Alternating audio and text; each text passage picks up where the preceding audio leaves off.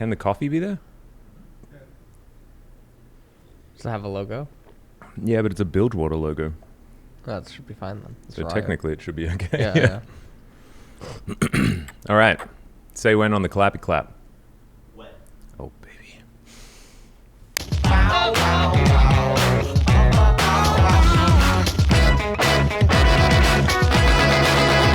Welcome, ladies and gentlemen, to another episode of the POG State. We are up to episode 3. Oh, how the time flies. It's been 6 weeks since our first episode, and we have just gotten so good at this show. So incredibly good. You should probably go over to Apple Podcasts and give us a review of 5 stars, only 5 stars, not allowed to actually give your accurate opinion of the show if you don't like it very much. Leave a review, and we've got to get to new and noteworthy, apparently. That's how you're supposed to make it in the podcasting game. So that's what we need to do. Can we be new and noteworthy? Am I too old for that? What do you? I don't even know what that is. All right, good, great. So we're both boomers when it comes to how to do podcasts. Okay. Great. That's fantastic. big Shows deal. that we're doing the right thing. Yeah. Yeah? Yeah. Perfect. I'm Atlas. This is LS, as you guys know. I know you can only see half of his face, but we do need to add that the coronavirus is still a big deal, especially over here in Korea. We are, we're a peninsula off China. China's struggling with this coronavirus thing pretty big time right now. So it's scary. We're taking as many precautions as possible. I may not be wearing my mask, but I do have one, right? We're at to and from work. You got a big commute, though, so life must be pretty tough for Mr. Gloves and Mask over here. It's pretty bad. It's almost 2 hours. Oh, my God. Depending on if I miss trains or not. And, yesterday was one of the most stressful experiences that I've ever had in Korea. Wow. On the train, everyone coughing and sneezing, and I'm moving carriages. Yep. And then there's lots of people without masks on, which I'm aware that... I noticed that yesterday, actually. People, normally in Korea, I noticed that there's, everyone's wearing a mask even when there isn't the coronavirus. Yeah. And now, I see that one guy that's not wearing a mask, and I'm like, oh my God, how can you do this? Yeah, so... Which is weird, because I would have been that guy, beforehand.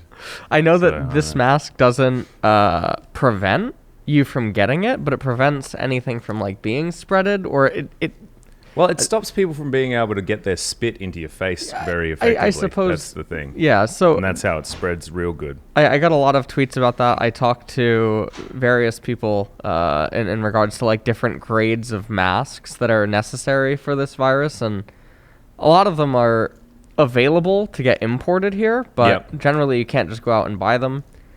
I don't know. Yeah. So...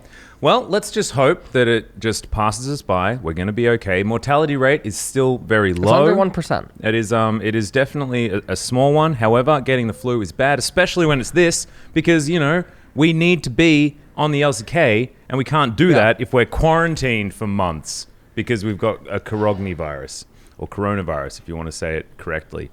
Anyway, let's move forward.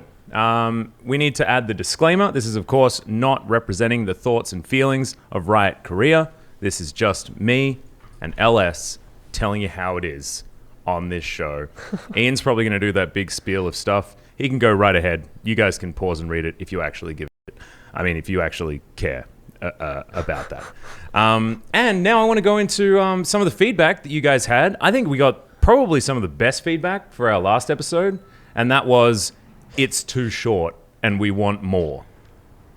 And so it's not actually short. We record a lot, but it got cut down. Yeah, and we made a conscious decision to cut it down, especially for the video portion, because we wanted to see whether the bite-sized chunk would be a little bit more digestible in a YouTube format. Turns out that was wrong. So hopefully we can sit around here for a little while longer and give you a little bit more of the POG State for this particular episode. That's the plan.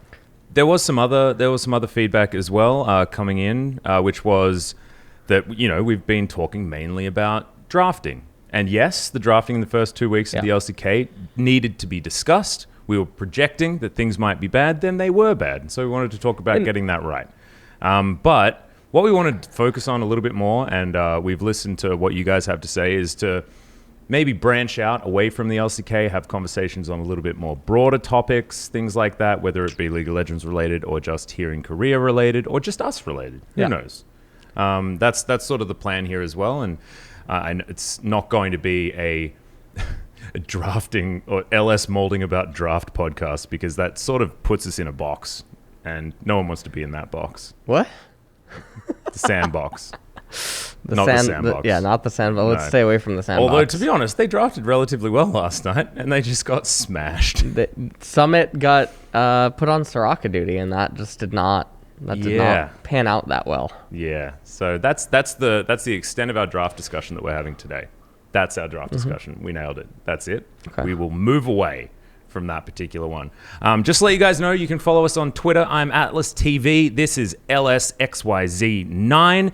And also, the POG State has its own podcast at POG State, where you can get all of the episodes, little trailers, updates, everything. If you want to hear from Ian, you want to chat to him, he doesn't have a Twitter, so it was really annoying. Everyone was like, "Oh my god, I love Ian. He's so cool." And I don't know his Twitter, so you could just use the POG State Twitter in order to get in contact with him and tell him how awesome he is. That's what you can do if you'd like to. You can also reference James, our director. Like, you could tell him that he's also great, but I don't know whether he does anything, to be perfectly honest. Do you know? Okay. Does he do anything? No, I don't think so. No. Well, he's sitting over there. He's not defending himself. He's an idea. He's not, He's an idea. He's a theory. Yeah, he's a theory. All right. Actually, the theory of James. Yeah. Does he exist? Well, look, obviously, I don't know. Yeah, He's being very quiet at the moment because he values the integrity of the show over the integrity of defending himself. Yes. And so we're really taking advantage of this particular moment way too much. So let's get into it. I'm going to give you guys a little bit of a preview of what we're going to be talking about today. We're going to go over some of the happenings in the LCK, sort of a brief rundown of what's gone on. We're going to have a brief discussion of upcoming patches and what we've experienced on 10.3 at the moment, and we're going to have a bit of a talk about psychology in League of Legends. I really wanted to talk about this because you and I both, LS, have struggled with depression in the past and had, dealt with anxiety and the stresses of being a commentator. You've also been a pro player, and being a coach as well, I think, is really going to give us a little bit of insight into how a lot of our players have been performing, because I think week 3 was a big one when it came to tilt in the LCK. Also, week 3, week 4, these are the weeks where teams that are just consistently losing, it gets really hard to turn things around. Yeah. And it can really affect the mental state, obviously, in the atmosphere, ultimately, of the team house. And generally, it's even probably a little bit more problematic in Korea, because mental health, until the last couple of years, it's a lot more taboo. Yeah, the stigma is still there. Yeah, there's still. I remember when I first got here in 2011, and I was living at a StarCraft Pro House, MVP's Pro House. And I remember talking with the coach about what do people do when they have depression and anxiety. Do they go to doctors? Do they go to psychiatrists or anything? And he basically said no, and he laughed and thought that was ridiculous. Yeah. And basically said that they just try to read about it and improve their own mental health. And we know that that's not a very good recipe. That's called the toughen up mentality. Yeah. Which so, that's not how it works. That doesn't lead to a healthy lifestyle. In the last couple of years, I do believe that more psychiatric care has begun popping up in South Korea. I know that there's a lot of dual language, so Korean Americans, psychiatrists that now operate in South Korea, and also obviously psychiatrists from other countries as well, from Europe, and all over. So I know that it's starting to become more common. I don't believe that like sports psychologist is a thing in Korean teams, and so that's I know that a lot of them are exercising now. A lot of pro teams go to the gym together, which I don't know how popular that was back in the StarCraft 1, StarCraft 2 days. No. But psychology or mental health is a really important thing. Like you mentioned, I mean, I think you told me that you sort of overcame depression. I still struggle with it on a daily basis. I was diagnosed. I've learned how to manage it. Yeah. I was diagnosed at 17 with dysthymia, so it's like chronic depression that just keeps persisting, and it ebbs and flows, sort of like the tides. And some days or even weeks are way harder than others. And It's really rough. Yeah, I don't think but I depression managed is to ever function. something. It's not something you get over. It's something you deal with. I think it's something that you manage. Yeah. And you have to find like a way to get over it, and not necessarily as in like get over it as in you're getting over an ex-girlfriend or something like that. Right. It's get over the fact that this thing's in your way and try and get past it and live with it being there in your life and try to mitigate its damage as much as possible. That was where I sort of got to. But I think when you get to that point and you realize you can achieve success around it, it gives you a little bit more of that empowerment. But before that moment, man, it's utterly crippling. Yeah. Obviously, it's not as bad as it used to be. I know that there's a lot of players in regions that struggle with mental health problems. Like I talk to a lot of EU and NA players behind the scenes, and mental health is a real struggle. So I can only imagine what it's like in Korean teams. Obviously, I coached a Korean team before. Yeah. And mental health is pretty important because implosions can just happen. And in Korea, they call it like mental boom. But it's a really serious thing. And then because Korean players tend to give up a lot more than EU or NA players, because also secondary leagues in Korea or challengers gets a lot less than national leagues in Europe as well as NA. They do not make a lot of money. And there's a stigma in Korea on age, where if suddenly you're 19, 20, you might even be too old in some coaches' standards. Idiots. Yeah. Anyways, so there's a problem dealing with that where Korean players start getting very stressed about their age, about military coming up and all this other stuff. There's added pressures. And if they give up going to university or if they have family troubles because of this, they're much more all in on the game than other people, peers their age. Yeah, and they all have of pressure, that just comes together. They have pressure to perform at a specific time as well, so every loss feels so much more impactful because it's not like, I can come back tomorrow and I'll win then. It's like, no, I have to win today in order to qualify for this new team, in order to show that, this player that's in my solo queue game can go and talk to his coach about this so that I might be able to get a shot at in a trainee position. I think like you're exactly right that the pressure is really, really high, but that actually sort of resonates back to Korea as a whole, right? Like Korea, known for its education system and very high pressure and a high level of achievement on like the average level, right? Like just the average Korean and how much harder that they work in an educational standpoint is staggering. Yes. Like I came over here and I felt like the laziest person in the universe. Yeah. Because, in Australia, we're just hanging out with our mates and, one day maybe we'll do like a year 12 exam study session and then just go and do our exams. And if we fail, our parents are like, well, I still love you, but I don't respect you as much or something like that. It's not like you're going to get kicked out or, anything like that. Like the pressure here in Korea is just so much higher. And like your parents almost rely on you as a Korean to make them look good as they're growing older. There's this like added expectation, and all of these expectations, as we've illustrated, can build up, and then you have players even in the LCK that snap and flash a Baron wall.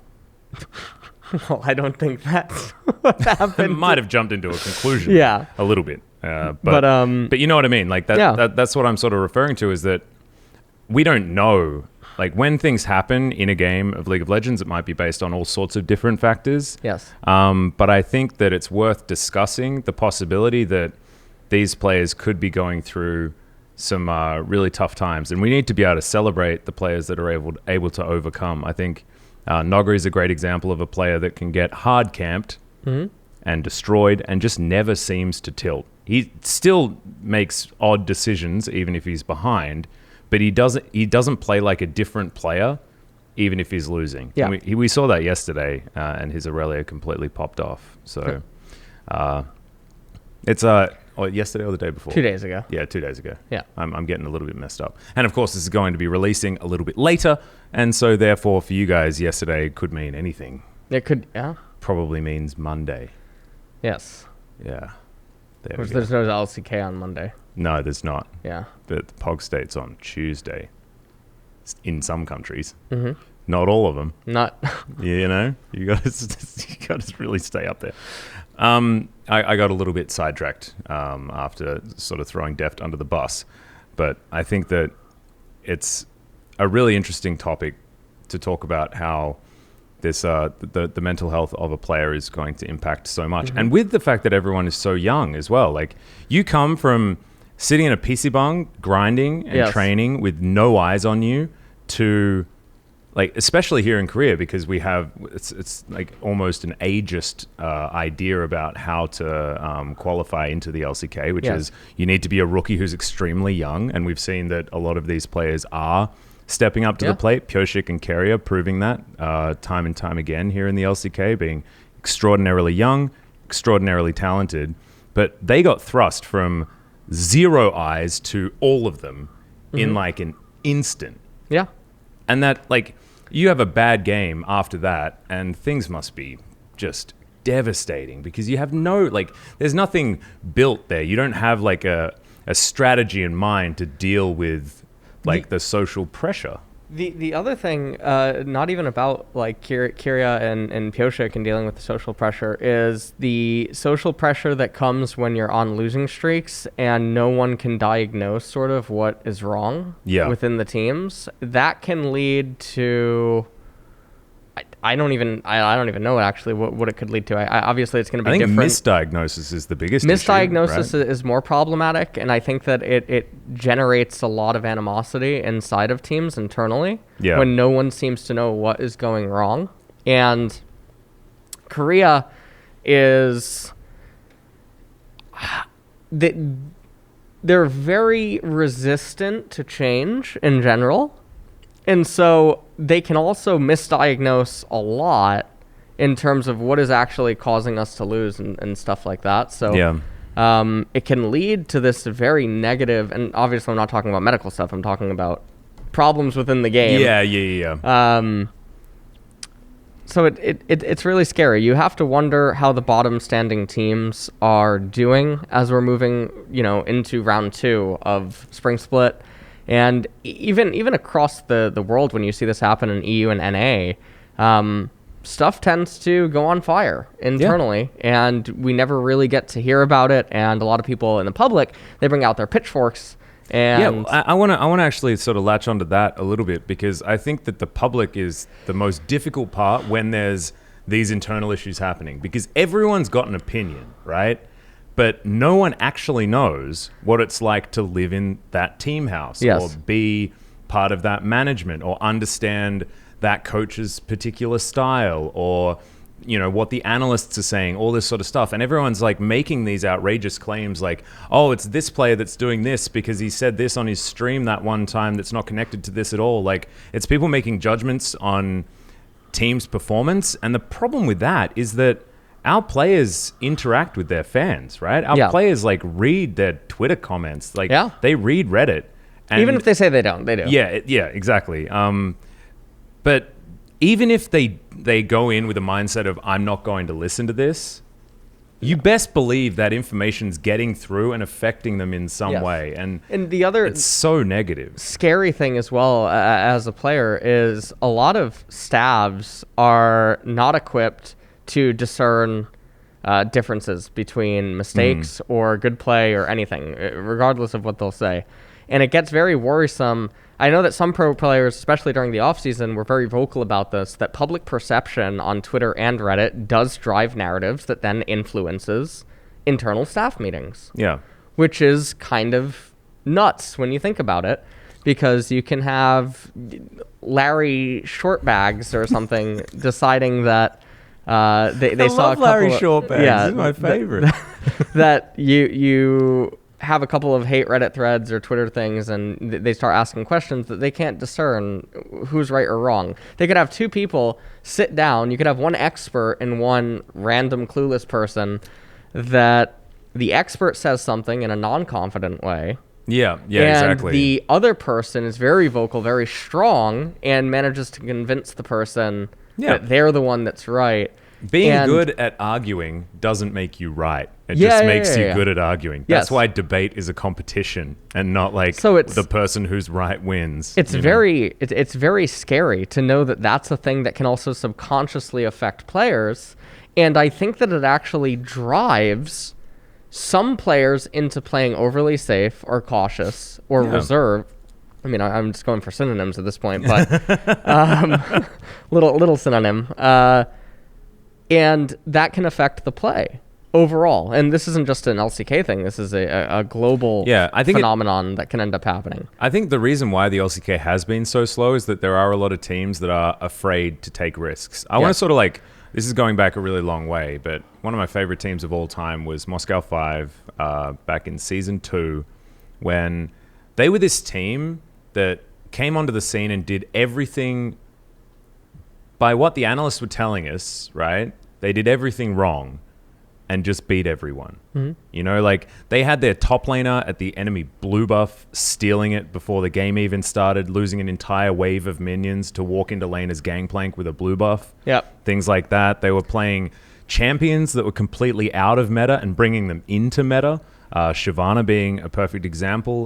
This was, you know, right around the time she was released, but none of the pros had even thought that she'd be a viable option because farming junglers weren't a thing at that stage. You know, to be a jungler, you needed to protect your lanes and all this sort of stuff, and there was an expectation and a stigma there.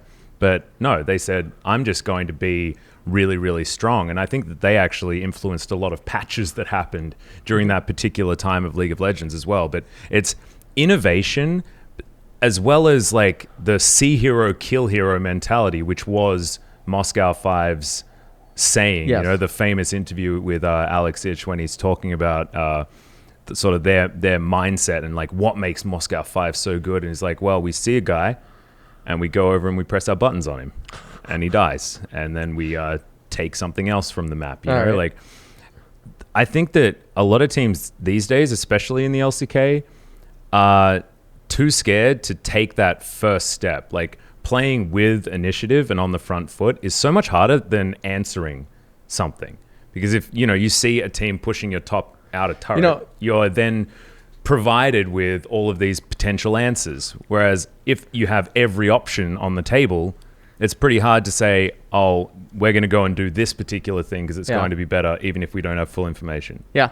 No, and the funniest thing about that in general, right, is when we talk about on the cast about defensive play or freezing and all this other stuff, it actually has less requirements that need to be met from a skill perspective, right, than the proactively pushing waves, lining up minion waves, you know, coordinating everything, and then managing to make an aggressive play. So the irony is when people will accuse, like me personally, of these players aren't robots, they're humans, and it's like, yeah, you an idiot. You're absolutely right. So that's kind of the point. That's actually the point. Like, you know, your comment is a parody in itself, and it's ironic because you don't even realize how stupid you are for strengthening my argument by saying what you are.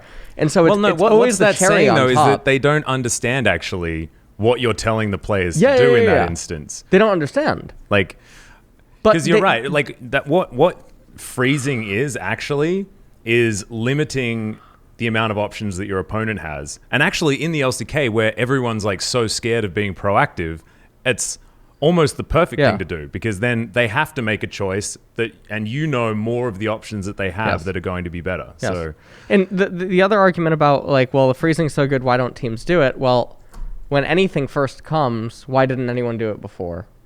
Yeah, that's not an argument in itself. Why did it take a year and a half of Leandri's campaigning?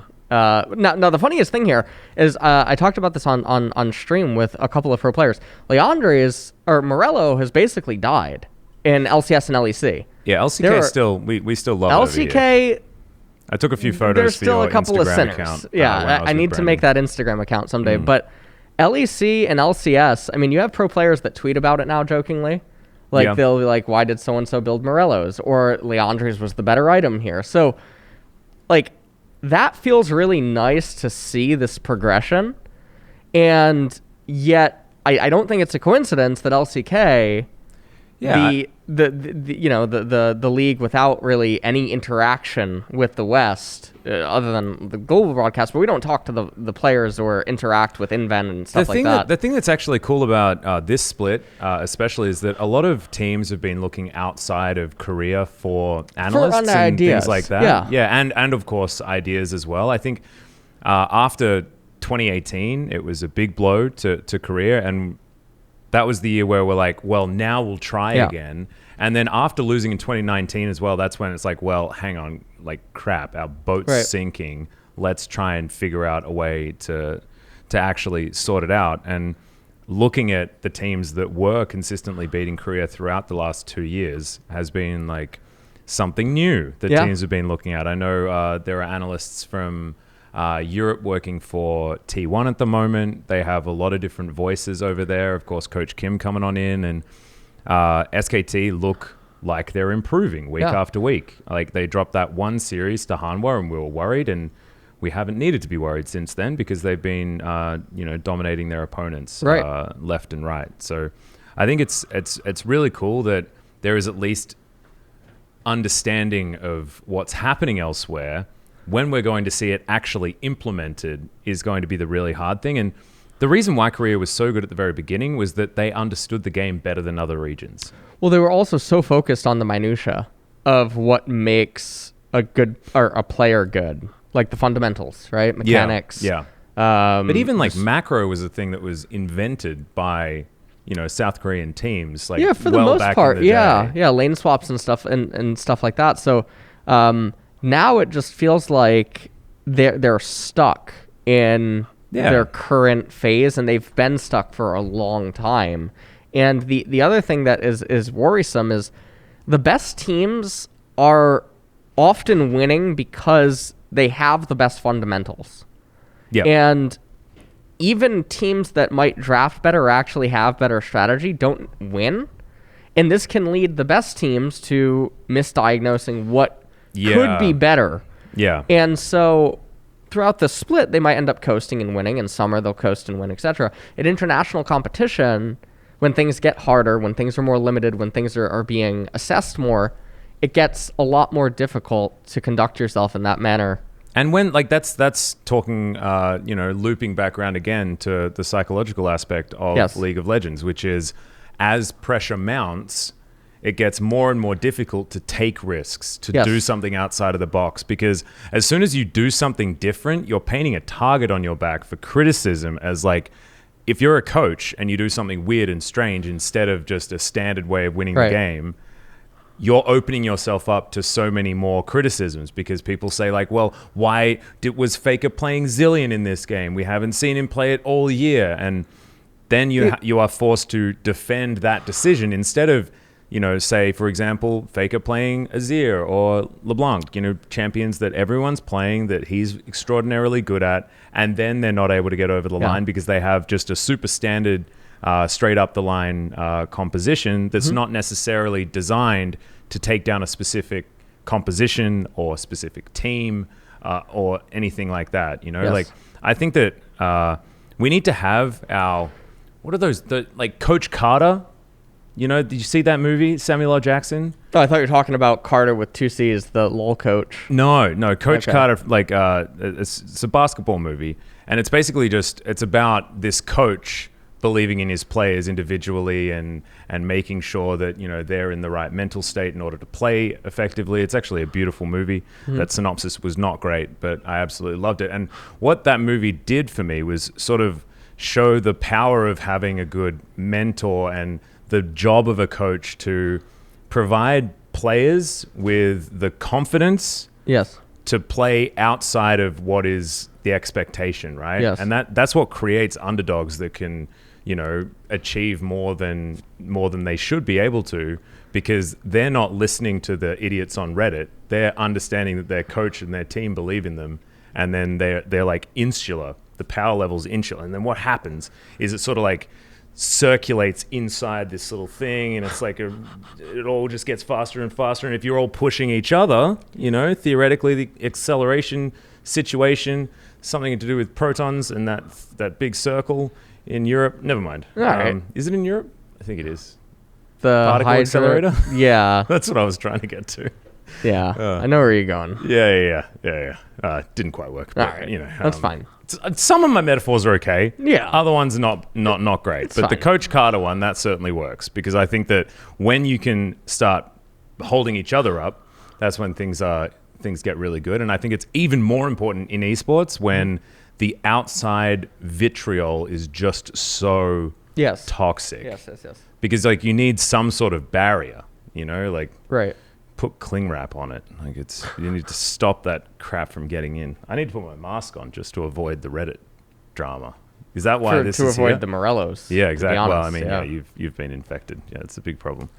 So I'm really hoping that we get to see more of the Noggery style play rather than what we saw out of Summit flashing into 4 people like desperately trying to get some sort of kill, which obviously showed that there were issues within Sandbox that went beyond like Summit having a bad day, because like that level of desperation doesn't happen in a happy team, and it doesn't happen if you're feeling in a good moment. And losing is like, this is not saying that the coaching staff or anything on Sandbox are not working out, because that's not how that works, and everyone has a bad game. But you see that sort of play and you start wondering like, how are they going to navigate that? And actually Sandbox played better afterwards. Yeah. But they're still falling down and down. And I think that was sort of like the moment where things really snapped. And when they manage to pull themselves back around, then it'll be a great redemption arc that we can possibly revisit here in the POG state to talk about it. But Dragon X were another example of a team that looked like they tilted off the planet, and then in their next series immediately afterwards played like the Harlem Globetrotters. Even in their series though against Gen G, I mean they still made it look a lot closer than I think it should have been, despite how much of a blowout it was on paper. Yeah, well, I mean, it was really a blowout surprising. because of like being able to see the key moment where things fell apart, and then the next game was a stomp. You do see like the Dragon X wins game 1, and then they're doing well in the early game, and then yeah. And so that's what I mean by blowout, is in like they actually like got a flat tire halfway through the series.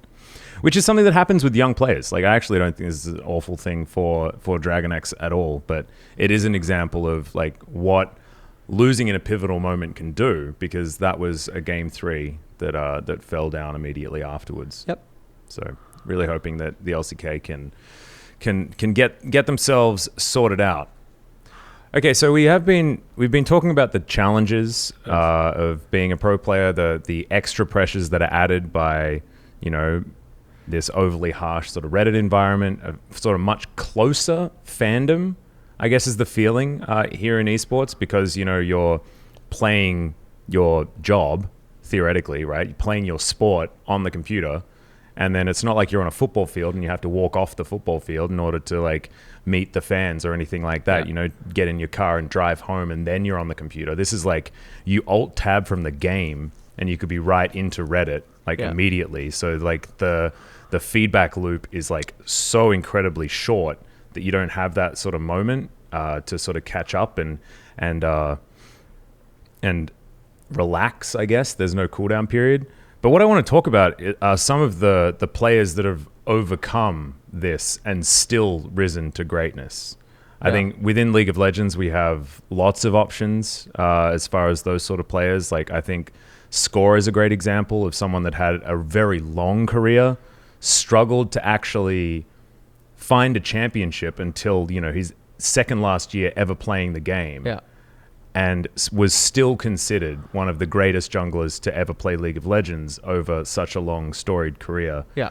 Without actually having the accolades, which I think is a real showing of mental fortitude and being able to keep on top of what could be negativity towards him. He lost a Baron to a Gangplank ultimate when the Baron was at 2 HP, and then went on to even be a better jungler years afterwards. So it's those sort of players that I think really define what a great is. And I think there are others from other esports as well. One of your favorite esports is StarCraft, and I think Flash is probably the winningest player of all time in any esport ever. I think Flash is probably considered in his game, StarCraft 1. Yeah.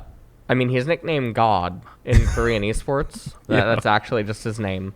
I think that LoL players, they look at Faker as basically... absolutely. They think that we were getting to Faker. Yeah, we were getting to Faker. Now, he's akin to Flash, but Flash's level of dominance is... It's just not comparable. It's unparalleled. It is actually unparalleled. Yeah.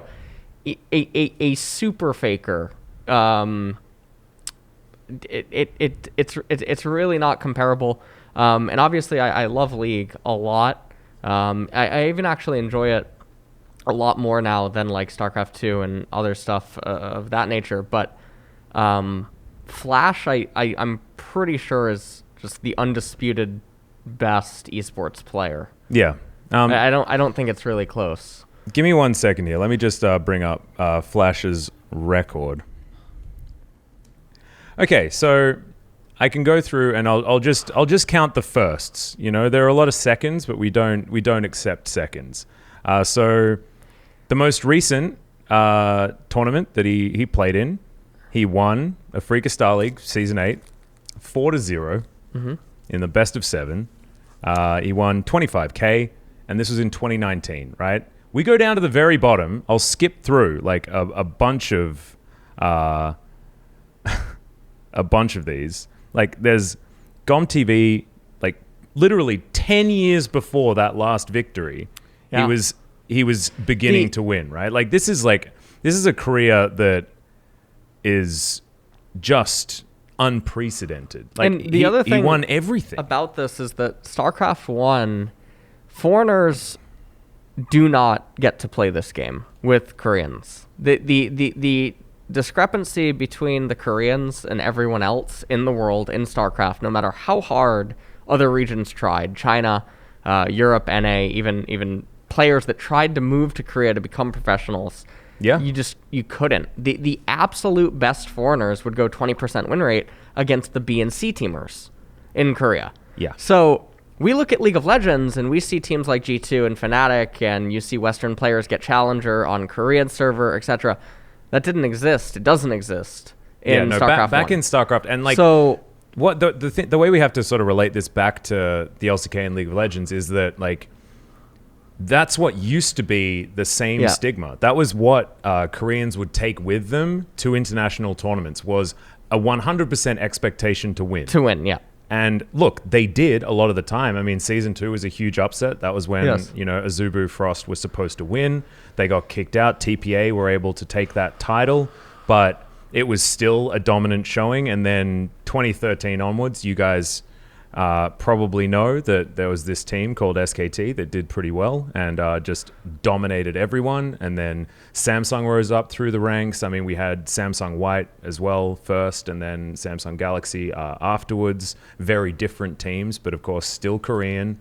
And the Korean dominance continued all the way up until 2018, where we started to struggle and we did not actually find all of these victories that we're struggling terribly hard to claw back again. And like there were times where it was even difficult to find victories in like Asia games, which is that was going to be a huge tournament because it was going to enable our players to skip out on military service. Yes. And that would have been huge, but we weren't able to beat China even there. So it went from like utter dominance from 2013 through till 2017, and then it was failure from that point. And now I want to talk about one of my personal favorite esports players of all time, and that's from the fighting game genre, the FGC.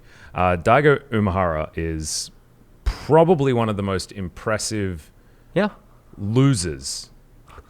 No, and he's not a loser in himself, but even when he loses, it looks like he just gets stronger and comes back. And this guy is like knocking on 40 right now and is still able. Is he that old? Yeah, he was born in 1981. Wow, okay. Yeah, All and right. so 1998 is when he started playing, back in the Street Fighter 2 Yeah. era. He played a whole lot of other 2D fighting games, but, always loved Street Fighter, was known for his Ryu play, and especially known for taking down Justin Wong, I think, in the 2004 EVO Championship with his, like, insane 16 parries in a row to, like, neutral jump parry super combo, which he did in like a clutch game 3 that would have got him eliminated from a final at EVO, and he was still able to like keep himself together to the point where like he was able to actually perform an extraordinary mechanical feat. Like, and I believe that probably one of the best moments in esports. Yeah, I think that is one of the best ever in esports. I think it's even more iconic than the Faker Zed play, which is obviously iconic to League of Legends players. And the other thing about that clip, I think that Daigo has talked about it in recent times, where that is the parries and what he did is supposed to have audio cues. But because of the tournament that he was in, I mean, he was in this like tiny room, like it was full of people losing their minds. People. And I believe he just did it all off muscle memory. And so that's insane what he did, because you should. And actually that goes perfectly into trying to explain what I meant when I was talking about being good at losing. And it's because Daigo Umehara is like outspoken in saying that he is not a naturally talented fighting game player. That's not him. He was just an extremely passionate fighting game player that used that passion to be able to practice more, practice better, and then get himself to a point where he was chasing after not winning. He didn't want to chase after winning. He was chasing after challenge. Yeah. That's what he wanted to get to. Like his next opponent, the more and more difficult they were going to be, and like he in a few of the documentaries that I've watched of Umehara over the years, like talking about when Tokido was rising to his crazy level of form, I think a couple of years ago. He was one of the players that, Daigo started to, respect and look up to. And one of the reasons why he stopped playing Street Fighter and started, I think he was playing Mahjong, and then he found a job in aged care afterwards, got a qualification there because he was looking for meaning in his life, right? And when he got to the top of Street Fighter, he was like, well, I mean, I've done it now. Like, what he wanted was more and more challenge, not more and more winning, which was what stopped him from being able to compete as much. And then he realized that, that wasn't the thing, and he came back and he was playing Street Fighter 5, had to switch characters, which wasn't so great. His Ryu was always, the thing that everyone was looking out for. Street Fighter 4 was good because at least he could play Evil Ryu, and it was a little bit better, but in Street Fighter 5, the Guile switch hasn't necessarily worked at the moment, but he's still playing and still grinding. And he's released his book, The Will to Keep Winning, which is his take on finding success, not necessarily just in esports, but he's just talking about what it is to be a champion at your given game.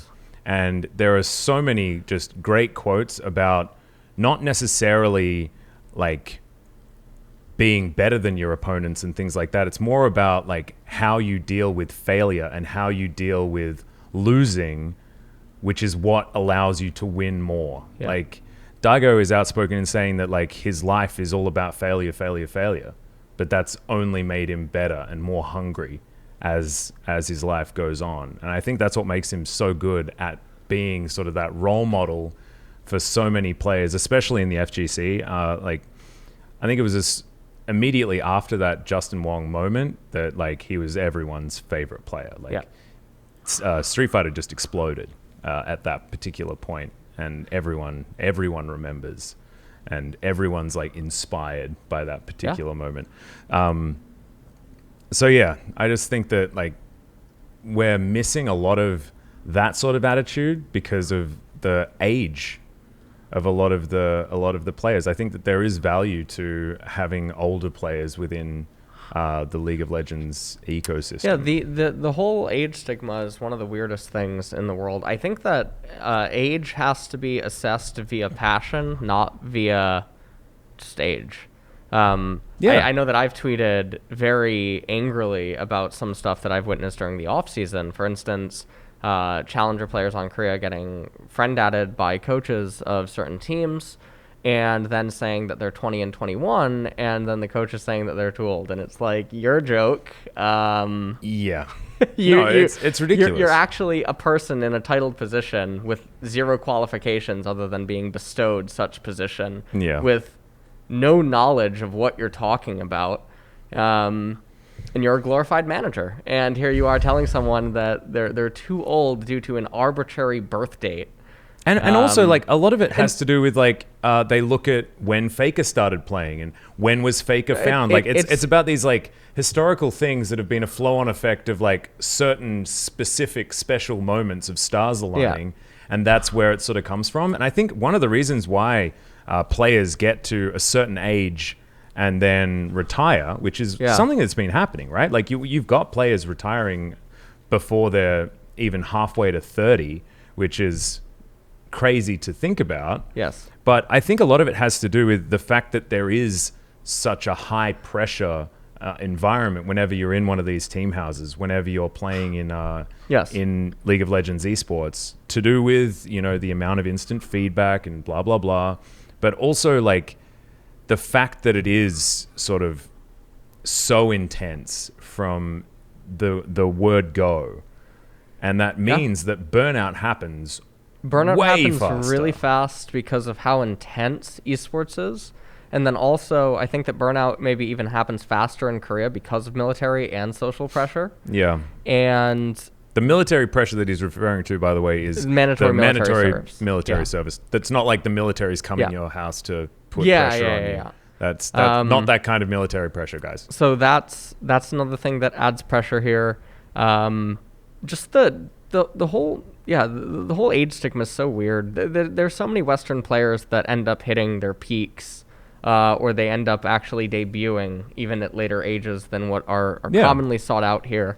But like, I want to go, strange. Like, we've been talking a lot about like different esports and things like that, and I do want to talk a little bit about StarCraft again, because I look at StarCraft as being one of the most like micro-intensive games of all time, right? Like, when it comes to like needing to be able to react really fast, needing to be able to control everything extraordinarily fast with very fast, like having all of the muscle memory there, yes, but also being able to like cope with different things on the fly.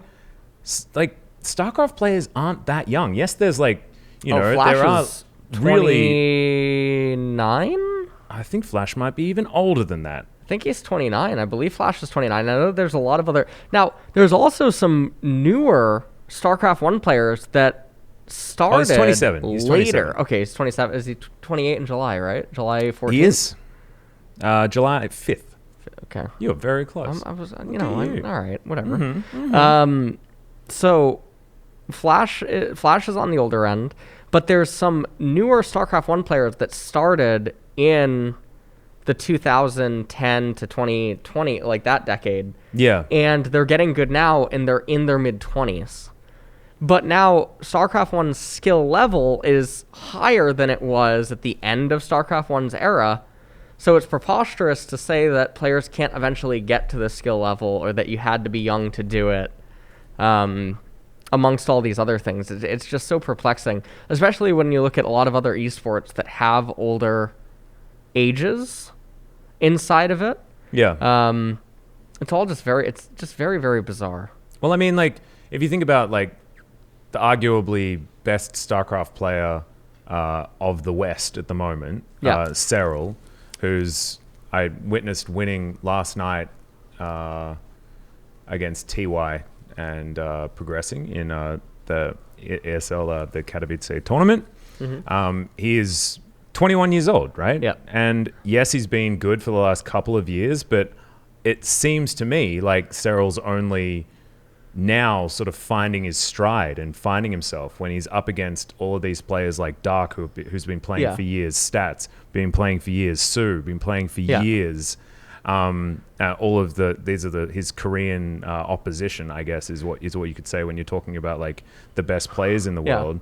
And like he's 21. This is one of the guys that coach would have spoken to and said, "Ah, you're too old, you oldie. Yeah, you boomer. Go buy a coffee." But yeah, so it's so bizarre. It's so strange. And again, measuring it by passion, I think, is infinitely more important. Like really assessing. I mean, like that's what's going to be rewarding, but it's also what's really hard to gauge at the beginning. It's very easy to read someone's birthday. Yes. It's very difficult to interview someone and be like, oh, yes, well, their mental aptitude and motivation is definitely there after this 10-minute conversation I had through the League of Legends client. There's the psychological aspect of it that I know that when I tweeted about this, some people had chimed in as an aspect of it, that obviously it is more difficult to mentally control people in their 20s. They're obviously much more aware of stuff that's going on.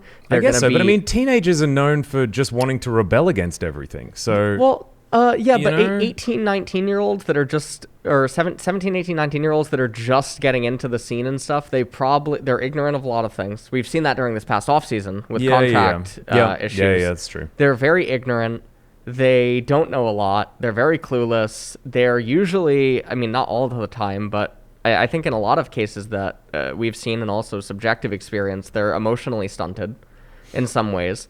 And so it's a lot easier to control them in a way, and I know that sounds almost, but when you have less life experience, it's easier to be manipulated. Yes, because life experience is making mistakes, getting things wrong over years. I have a lot of they don't have as many years opinions on this topic that I've been very, very vocal about on Twitter and on my stream. That a lot of people that end up in titled positions, you look at how they ended up there and their history, and it doesn't make any fucking sense. And now suddenly they have authority over people that I don't know. It always leaves me thinking, like, what is going on here? Where's the expertise? Where's the I think as this industry leaves its infancy, that's going to I think this is get better and better. But it's something that at the very beginning of esports was certainly very pronounced because it's the Wild West, man. Like no one necessarily knows what it is. Like there's no unions and blah blah blah. Try and keep track of all of this stuff. There's a very big difference between people that have degrees and have experience shadowing or doing things in certain fields, and people that have been immersed in the field for years upon years upon years, getting firsthand experience.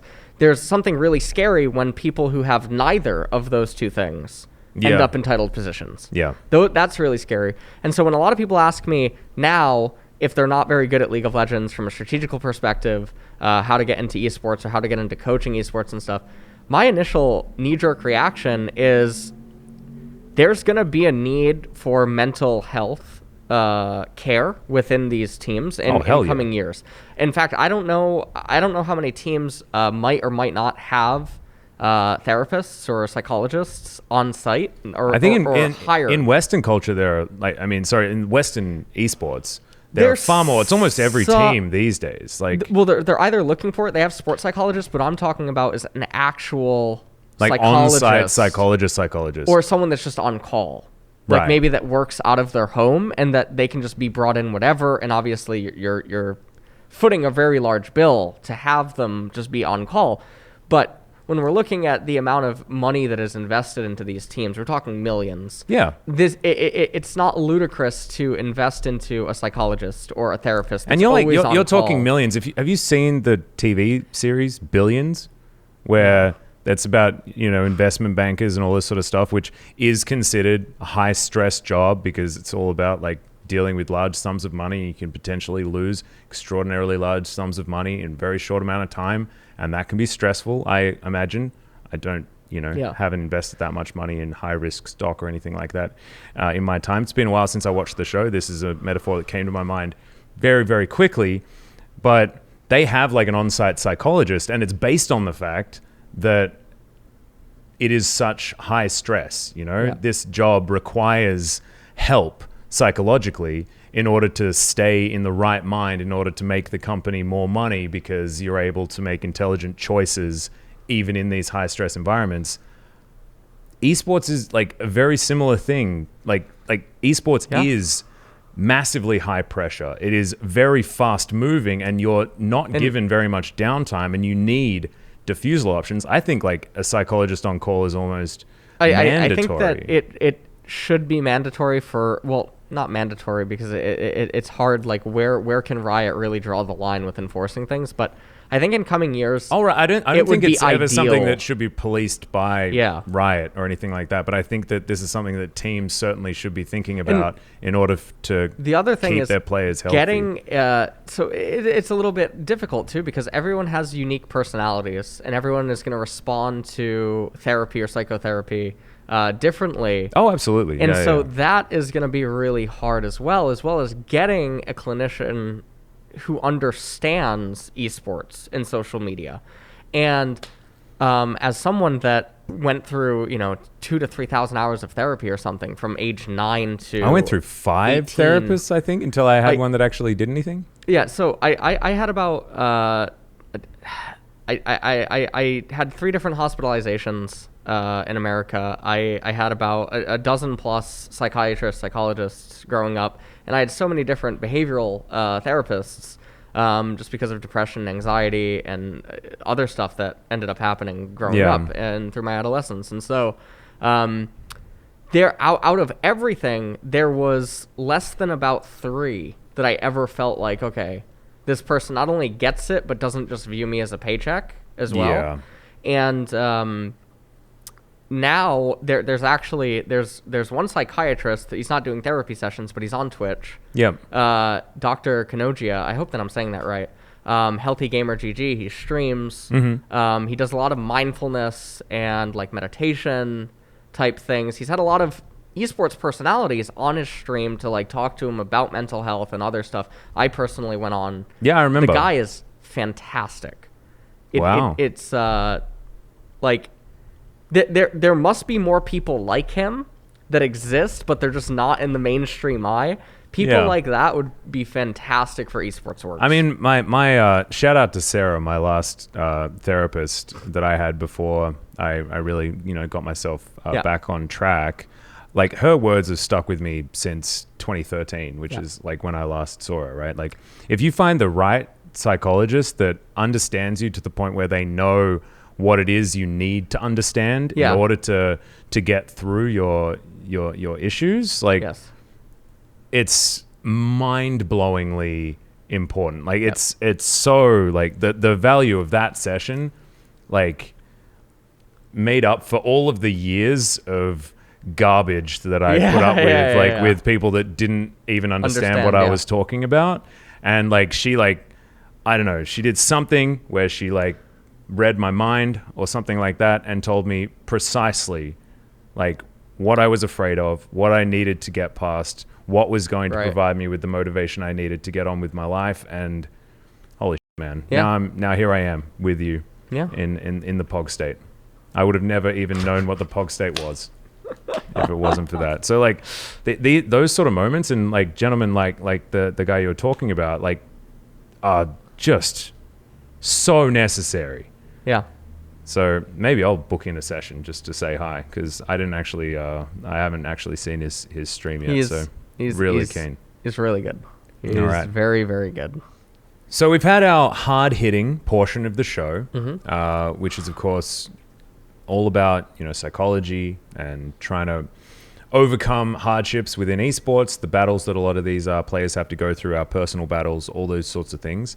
What I want to talk about now are sort of the top 5 players in the LCK right now when it comes to consistent performance. Yeah. And I want to see whether we can come to an agreement as to who they are in some form of order. In order? Yeah, let's try and do it in order. Let's try and we'll spitball some players first, and then we'll see whether we can actually stack rank them. I don't know whether we're going to be capable of this, by the way. This is just something that we've decided to do right now. So I've got a few floating around in my mind. Who's standing out to you as the sort of most consistent, unflappable player? Chovy. Chovy? Yeah. Wow. So even in the games that you're naming the guy that was known for choking. No, that's Choki. Different player? Yeah. Dr. Jekyll, Mr. Hyde, sort of a thing. Wow. Choki hasn't been seen around Law Park these days. I don't think they're letting him in. He doesn't live here anymore. Yeah, he doesn't. And look, I think that we're going to be naming a lot of solo laners here. Because, like, in my mind, like, it's Chovy, Faker. Keen comes to mind. Faker comes to mind. No, Keen's been tilting, but also been hard carrying after tilting. Yeah, so you want consistency. I guess maybe I'm rating him based on his ability to bounce back after because then Summit times. would be in there too. Oh God, no. Okay, so scratch Keen. What about Noggery? Because think about it, this guy got hard camped and obliterated. I was talking about this. I think Noggery. Yeah, I think Noggery is doing really good. I think my list, not in order, because I think that's where it gets really hard and it just causes discourse amongst people. All right, maybe we won't do it in order. Yeah, we'll say them in a certain order, but that's not in order, okay? Chovy. Yep. I think Chovy, Teddy has to be there. Yeah, Chovy. The guy's a machine. Cuz, Teddy, Faker. BDD. Yeah, actually, I think BDD, yeah.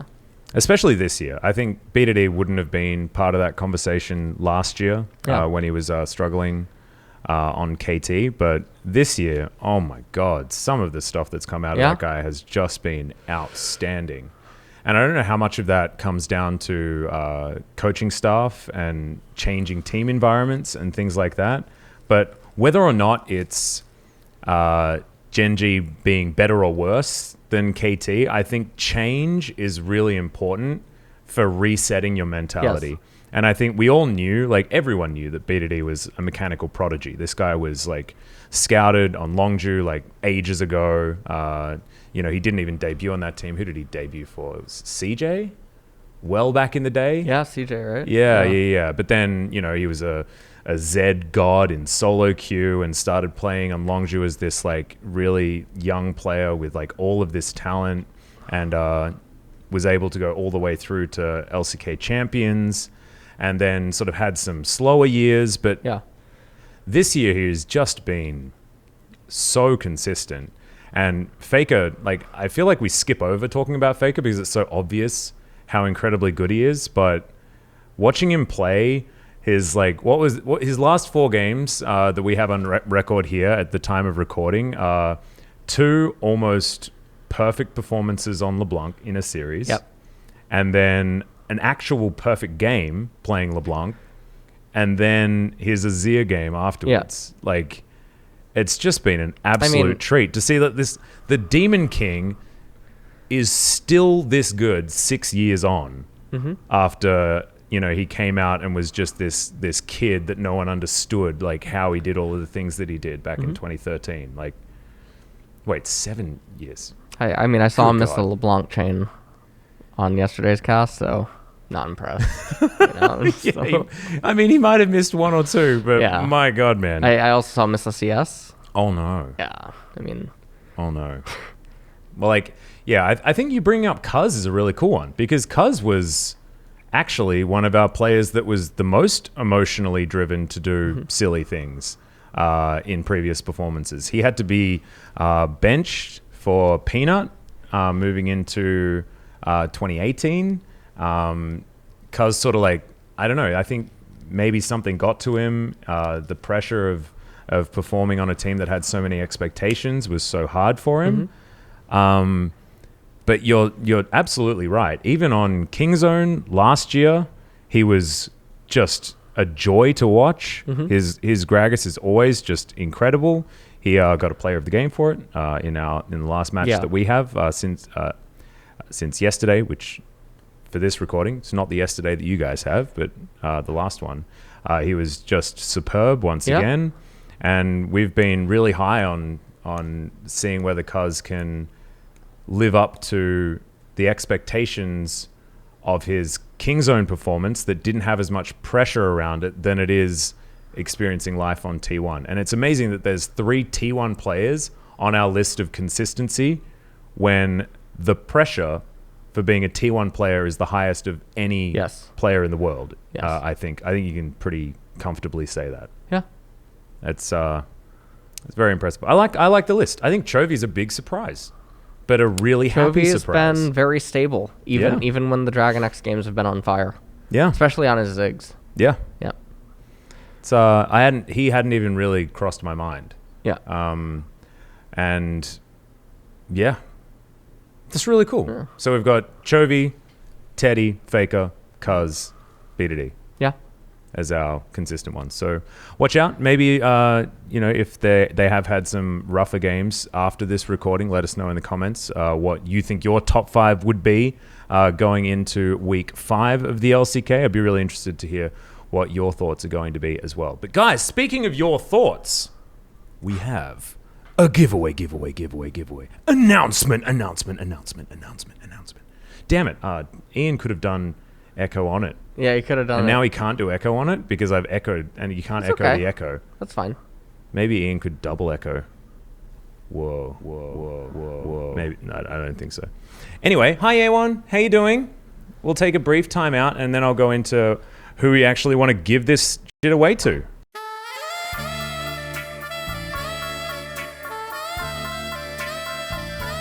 All right, this is the moment that you've all been waiting for.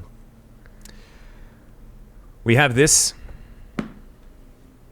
You saw him in the last episode. There will be glamour shots. Ian, I'm looking at you. Glamour shots. Glamour Teemo shots. You know that there's a Teemo inside this box. I'm not going to get it out for you right now, but you know that it's there. And one of you has written us a marketing spiel that is good enough to warrant you this particular rapper Teemo.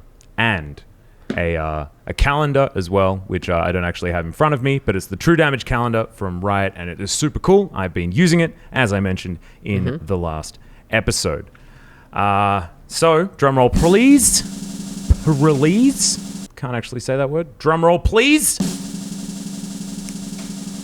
Our first calendar goes to Toxicity is but a symptom. Nice. Yeah, nailed that. Toxicity is but a symptom. The POG state, where an Australian caveman and a blind American try to make sense of the world around them. This was, I think, one of my personal favorites. But of course, this is a democracy, and we have, 5 of us in this room that have to come out with a winner. But Toxicity is but a symptom. Congratulations, you have yourself a calendar. Yeah. All right, do you want to do the next one? We have 5 calendars to give away, and one of them comes with this beautiful Which one am I doing next? You're doing this one here.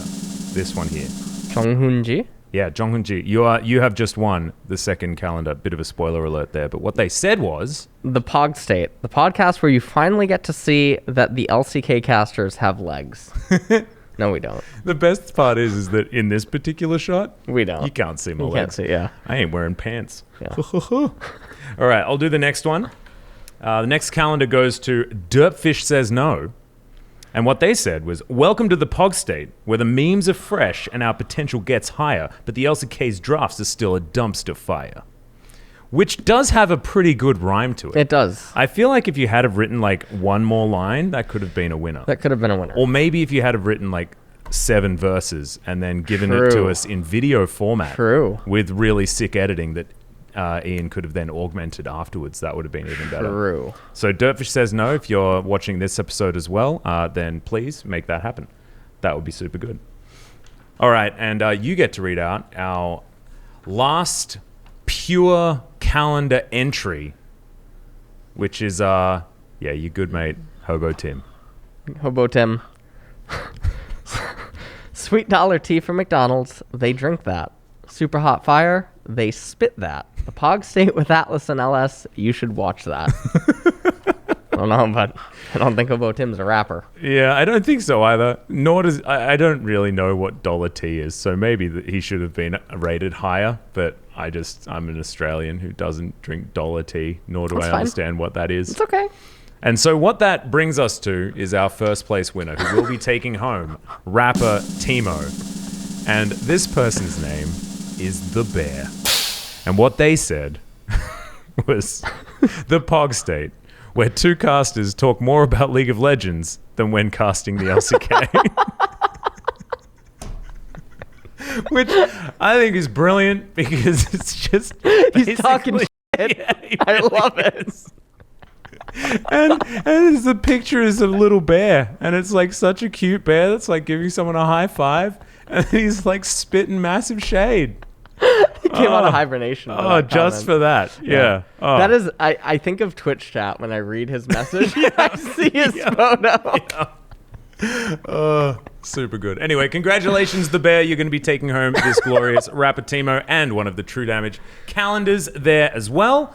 And that is going to bring us to the end of this episode. Episode 3 now in the books. I can't believe that we've already done 3. Make sure, if you're listening to this on Apple Podcasts, that you go give us a review and give us 5 stars and do all of that cool stuff, because we want to get to the new and trendy thing. Not really entirely sure what that is, but we really want to get up there.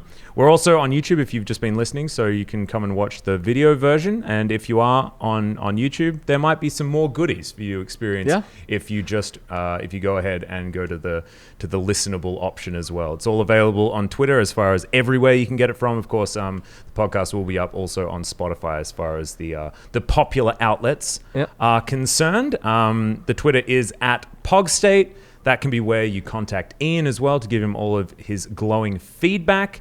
And you could also say nice stuff about James, our director. He's pretty good at stuff too, but he doesn't get to show off as much as Ian does. So, you know, sometimes it comes with the territory, doesn't it? Yeah, it's just a little bit of a shame.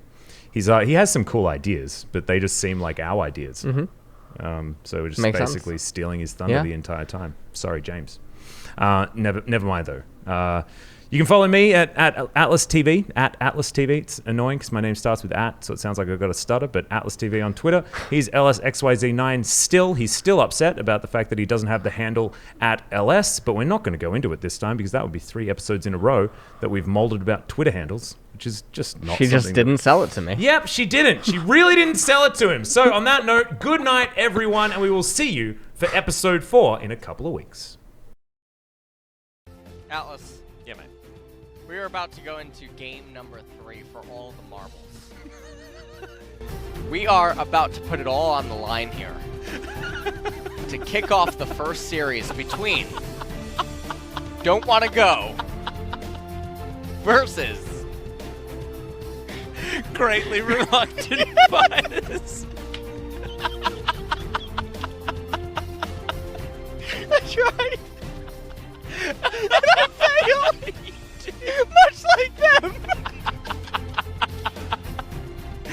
Oh my god. Okay. We gotta pull it together. We gotta pull it together for one more game. Okay, let's break it down. I don't think we necessarily did pull it together as effectively as we wanted to. I don't think they did either. There we go again. No, not again. Got to make sure we keep it together, as I mentioned before. Yeah, try. Gotta keep the sand in the box. Yeah, thankfully we do have the POG state where we get to actually try and dissect why players and teams do absolutely nothing for great periods of time and then continue to do nothing and lose, which is what happened in that particular image there. And sometimes all you can do is laugh, you know? Yeah. And if you can't laugh about it, watch us laughing about it. Yeah. You know, because we get to do that. I like how I said to kick off, but it was actually to close.